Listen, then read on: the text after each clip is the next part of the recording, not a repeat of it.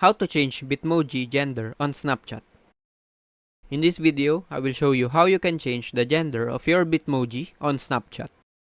For example, your current Bitmoji is a male and you want to change it into female, then let me show you how to in these easy steps. This should be a quick video since it is easy, so if it helps you, make sure to leave a like and subscribe. And if you have any questions or suggestions, leave a comment down below.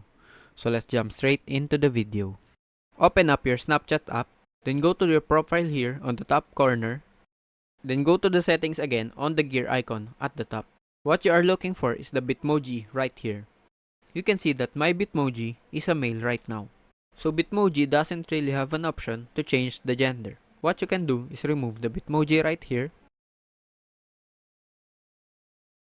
And after you remove your Bitmoji, click again here to create a new one. So just make a new one from scratch, but this time choose a different gender.